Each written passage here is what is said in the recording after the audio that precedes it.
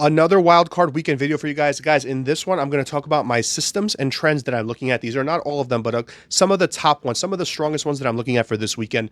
If you go look at the wild card weekend picks and leans video, I just gave you my early leans on each game. This is kind of a supplementary video to that. It'll go along with it. Like I said, a lot more YouTube content coming, so subscribe down below. All right, let's get into this. So here we go. We have 6 games, right? What's the NFL? The NFL is the league of underdogs and unders. So how do unders do in the wild card round? This was something I was fascinated in this year after the story of last year. So let me quickly paint you the picture of last season because I remember it very vividly. Unders were hitting all year long, the primetime trend, just the divisional unders trend in general. Then we got to the playoffs, and I actually last year made a video on TikTok, and I said, careful with the unders for the wild card weekend because all the totals are deflated. They're extra low because unders have been cashing all year. So maybe there was some value to the overs. Overs ended up going 5-1 last year in the wild card round. Then everyone thought scoring was back. So the divisional round, the totals get boosted back up just a little bit. A few points is all you need. And the under went 4-0 in the divisional round. So that's important because it's kind of like this dance you do with data, right? It's this balance of understanding the ebbs and flows of the market. So what's the story this year? The under was very, very hot for most of the year, primetime unders, divisional unders. But over the last month of the season, you guys have seen that the under has cooled off in general. It's not hitting as much.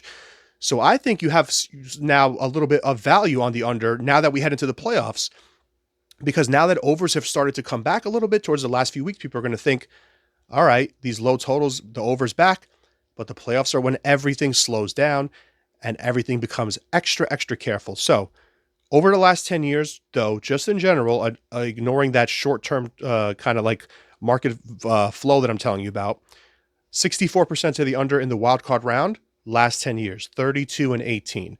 So you specifically want to look at games, though. We can break this down a little bit. Games that have a total of 42 or higher. Remember, with totals, you have 2 main key number ranges, 42 to 43 and the 46-ish to 48, maybe 47 to 48. Those are key ranges when it comes to totals. 42 or higher, the under is 69% over the last 10 years in the wild card round. And specifically, like I mentioned, the over went 5-1 last year. So this could maybe be a bounce back year for the under in this specific round. We'll have a separate video for the divisional round, but right now we're just talking wild card. And in terms of the underdogs, 62% against the spread last 10 years, just blindly taking wild card underdogs. Now, in my picks and leans video, I think I leaned to 4 of the favorites and 2 dogs. The dogs were the Rams, and I forget the other one, and the Bucks. So here's the thing, though.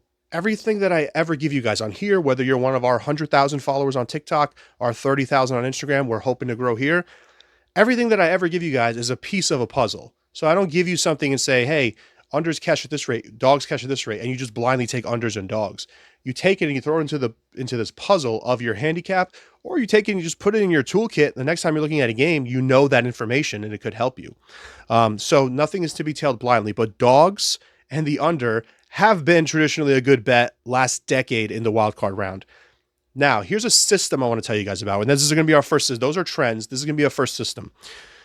Interesting system that I've been playing for years now, and some years it doesn't exist at all because it's a very specific spot. Some years there's one spot, so it's not worth making a whole big hoopla about. We have 2 games this year in this spot. So the spot is home teams, right? So teams that are hosting a playoff game, they won their division during the regular season, but they didn't make the playoffs the previous year. Okay. These teams over the last 20 years are 13 and 29 against the spread. That's 31%. If you're a home team hosting a game, but you didn't make the playoffs last season. We got 2 teams this year. You're probably already turning and thinking about it. The first one is CJ Stroud and the Texans plus 2.5 against the Browns. So the system will tell you bet the Browns, right? A 69% indicator on the Browns. Okay. And the second one is the Lions minus 3.5 at home against the Rams. So the Lions won the NFC North, but they didn't make the playoffs last year. The Texans stole the AFC South, but they didn't make the playoffs last year.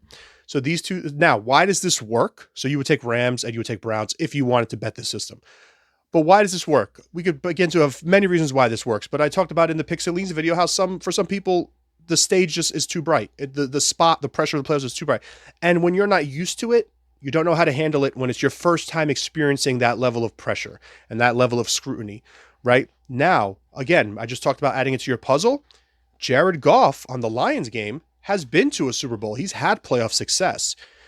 So you can take that into account into the handicap, right? It's not one thing. Now, the rest of the Lions team is pretty young, inexperienced coach, never been in the playoffs. But Jared Goff himself has been. Okay, so but I think the better angle for that system is the other game. Rookie head coach, right, with D'Amico, rookie quarterback with CJ, going up against a just imposing defense, a hounding, brutal defense, and a veteran quarterback that's won a Super Bowl and that's fresh right now and knows what needs to be done. I think the Browns might be the stronger angle for that system, but it's good to know. Definitely good to know either way. The second thing I want to talk about is there's another system now. There's a lot of games where we just talked about teams that did not make the playoffs the previous year. Well, what about quarterbacks that are making their first playoff start? Because, this year has been the year of the backup quarterback. A lot of rookies, a lot of backups that usually wouldn't get burned because of all the quarterback injuries that we've had this season.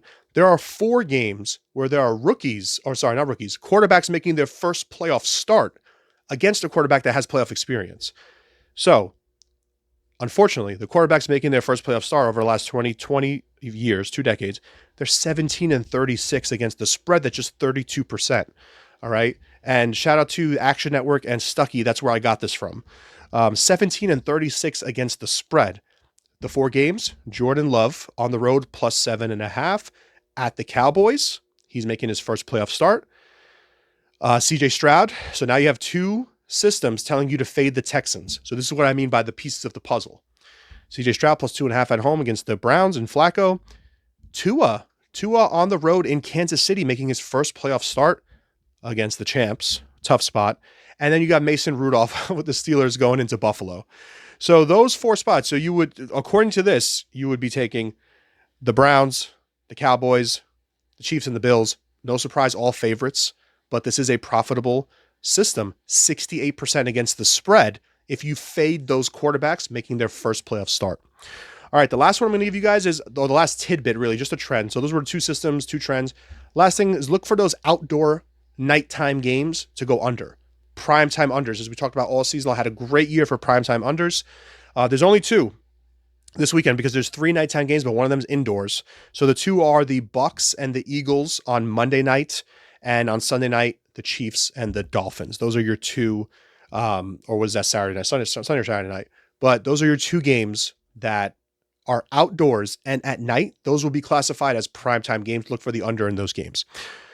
All right, guys. I'm also going to be posting those systems on TikTok and Instagram, but thank you guys for watching here on YouTube. Don't forget to subscribe down below. More coming. Love you guys. Let's get it.